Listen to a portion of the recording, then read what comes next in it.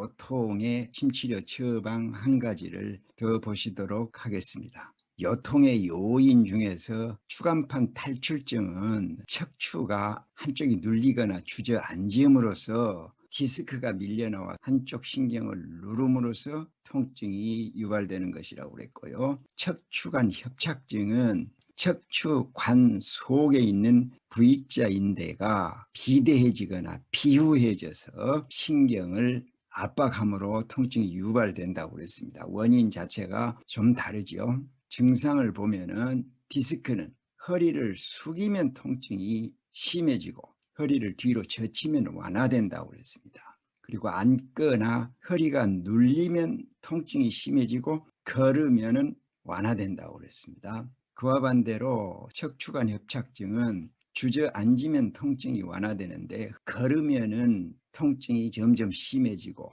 또 서 있는 시간이 짧아지는 것이 척추관 협착증 증세입니다.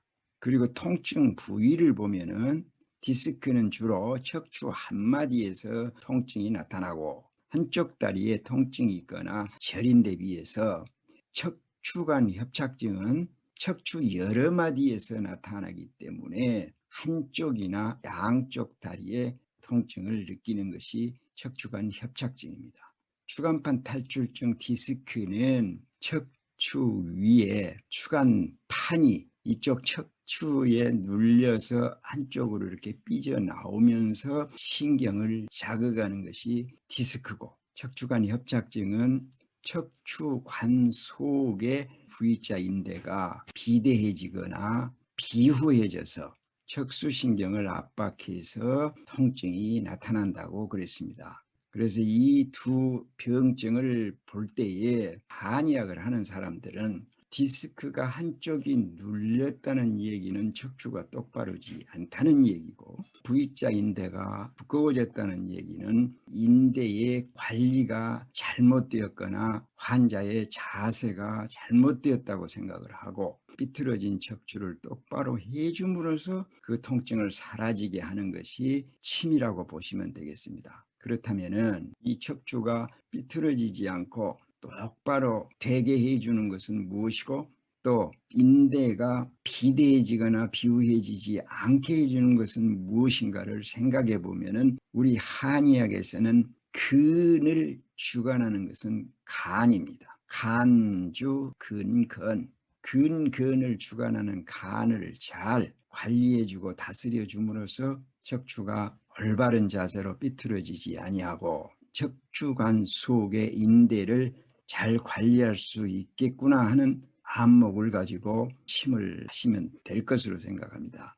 우선 간이 근을 주관한다고 그러는데 이 근 중에서 인대는 뼈와 뼈를 잡아주는 역할을 합니다. 근은 뼈와 근육을 잡아주는 역할을 합니다. 아킬레스 근은 발 뒤꿈치에 있는 종골과 소퇴에 있는 비복근 등 근육과 연결된 건입니다. 그리고 근건이 있습니다. 손등을 힘을 바짝 주면은 딱딱한 힘줄이 이렇게 위로 올라오죠. 그것이 바로 근건인데 수지 신근건 그렇게 말을 하죠. 그 다음에 근이 있습니다. 이두박근, 비복근 이런 식으로 근이 있습니다. 또 근육은 근과 살을 합해서 부르는 말입니다. 분명하게 구별을 해야 됩니다. 인대, 근, 근건, 근육의 역할이 좌우 대칭으로 되어 있어서 좌우에서 똑같은 힘으로 잡아줌으로써 우리 몸이 유지가 됩니다. 예를 들어 보면은 우리 안면에서는 근이 양쪽에서 똑같은 힘으로 잡아주고 있기 때문에 우리 얼굴이 똑바로 균형을 이루어서 보이게 되는 것입니다. 그런데 안면의 한쪽 근이 힘을 잃어버리면은 잡아주지를 못하고 끌려가 버리는 것입니다. 그러니까 입이 돌아간 병증은 끌어당긴 쪽이 정상인 쪽이고 끌려가 버린 쪽이 비정상인 근이라고 보시면 됩니다. 대부분의 요통들은 우리의 자세가 한쪽으로 기울여져 가지고 생긴 병증이 대부분입니다. 그래서 침을 할 때에 양쪽에서 잡아주고 있는 근의 힘을 균형 있게 해주는 침을 해주면은 양쪽에서 근이 척추를 똑바로 잡아주기 때문에 척추가 똑바로 되면서 통증이 사라지는 그러한 원리로 보시면 되겠습니다. 요섬이나 척추통의 침치료 처방열은 인중, 승장, 후계, 심맥, 행간, 상한치, 태백사, 그리고 다리 뒤쪽 방광경 쪽으로 통증이 있을 때는 환도, 위중, 속골, 경골, 걸륜 등을 추가해 줄 수도 있습니다. 혈자리 하나하나 보도록 하겠습니다. 인중은 동맥의 혈이고 승장은 인맥의 마지막 혈입니다. 허리가 굽혀서 펴지를 못한 사람은 인중에 침을 놓고, 허리를 숙이지를 못하는 사람은 승장에 침을 해라, 이렇게 되어 있습니다. 어쨌거나 척추는 우리 몸을 지탱하는 기둥이라고 봐야 되는데, 그 척추가 삐뚤어지거나 굽어지면은 통증이 나타날 수밖에 없는데, 그때 인중, 승장 두 혈에 침을 하시면 됩니다. 후계입니다. 후계는 동맥 전체를 다스리는 소장경에 있는 목혈입니다. 목혈은 간, 목에서 근을 주관한다고 그랬죠. 이 후계는 심맥하고 짝을 이루어서 팔맥교회혈입니다. 팔맥교회혈의 후계 심맥이 짝을 이루어서 뒷목이라든가 어깨, 등, 소장, 방광을 치료하는 데 쓰이는 교회혈입니다. 행간 상한치는 행간에서 한치 위에 있는 혈입니다. 이 태백사는 비경의 토혈인데요. 족태음 비경은 토경맥이면서 그 중에서도 또 토혈이니까 토의 토입니다. 습과 관련된 병증에 태백이 좋습니다. 이 태백사는 양쪽 태백사를 놓고 계속 염전을 해서 자극을 해주면 좀 아프기는 하지만 요통에 아주 좋습니다.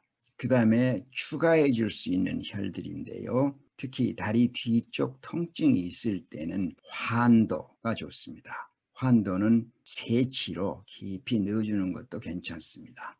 위중은 뒤쪽으로 오는 병증에는 위중으로 풀어라, 그런 말이 있죠. 위중도 무릎 중심을 향해서 2치 정도로 깊이 넣어주면 좋습니다. 그런데 이 위중을 자침할 때는 자주 발가락 끝까지 찌릿하고 전기칠 때가 있습니다. 그래서 위중을 놓을 때는 미리 혹시 짜릿할 수도 있습니다, 놀라지 마십시오 하고 침을 하는 게 좋습니다. 다음에 속골, 경골입니다. 이 속골은 가능한 수치로 깊이 용천을 지나서 태충까지 놓는 게 효과가 좋다고 그랬습니다. 다음에 골륜은 방광경의 화혈이기 때문에 요통이나 등 뒤쪽으로 오는 통증들에는 골륜이 아주 좋습니다. 골륜을 놓으실 때는 치료를 함께 놔주면 도마 효과도 나고 좋다고 그랬죠. 이 골륜도 태계 쪽까지 깊이 놓다 보면은 전기 치는 것 같은 짜릿한 침감이 오는 것은 비골신경이나 또 저쪽의 경골신경을 자극하기 때문에 그러한 침감이 나타나는 것이니까요. 크게 문제될 것은 없습니다. 오히려 평형침 같은 데서는 그렇게 신경을 자극하는 침을 놓고 있으니까요. 이렇게 해서 요섬, 척추통, 일반 요통에도 자주 쓰이는 처방 하나를 더 보셨습니다.